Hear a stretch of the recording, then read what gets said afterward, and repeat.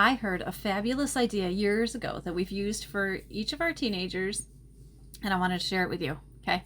It's about first vehicles. Oh, that's always such a thing. When my brother, he's older than me, when he turned 16, he got to borrow my mom's car for a little bit and he was on their insurance. And then he racked up a few tickets and then he had to get his own insurance and he was no longer allowed to use their car. And kind of blew it for me. I don't remember if they actually said that I couldn't do those things, but I knew they didn't want to. Anyway, and then he ended up, somebody gave him a car. And, it just got things kind of messed it up for me. Nobody was going to give me a car. The relative that gave him a car, I knew was somebody who would never give me a car. One of those that picks favorites. And I was not one. So I started working when I was 13.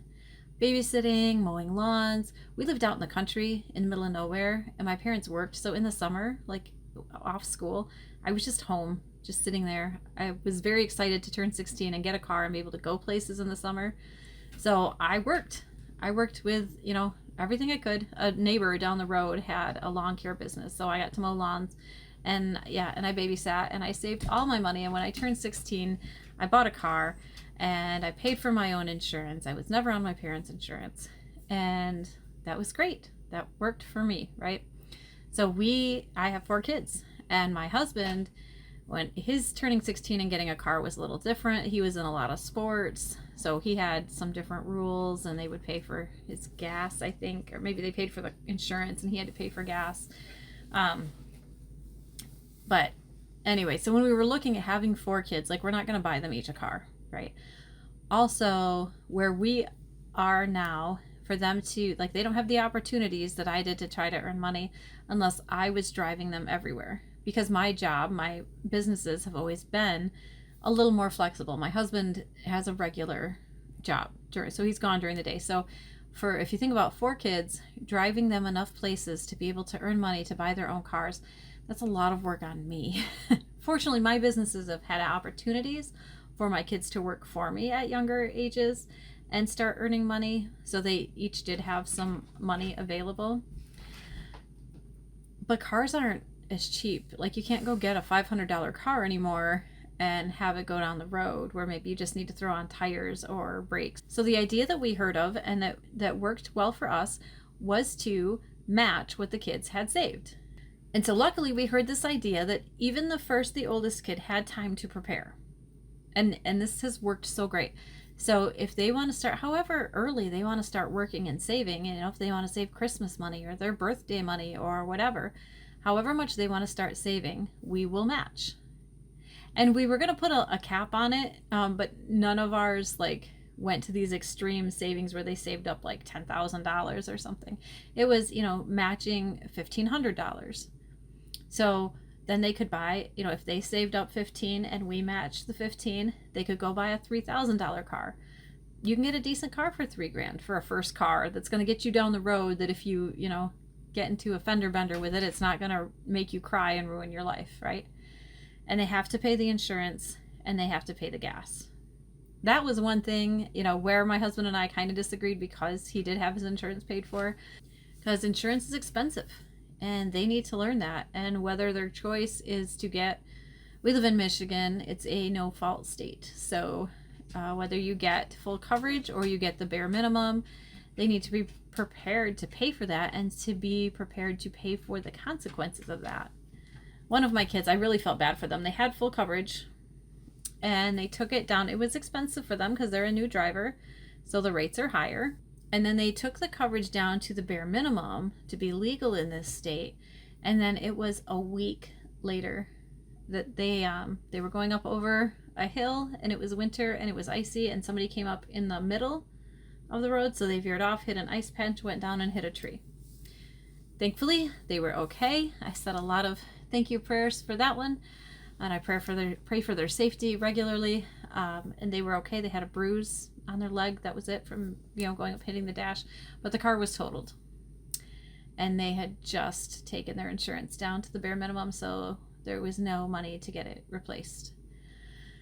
So that was a hard lesson for them. And they went a little bit, where I was giving them rides where they saved up because they did have a job, to get something else. And this is a life lesson. And it would have been really easy to go in and bail them out.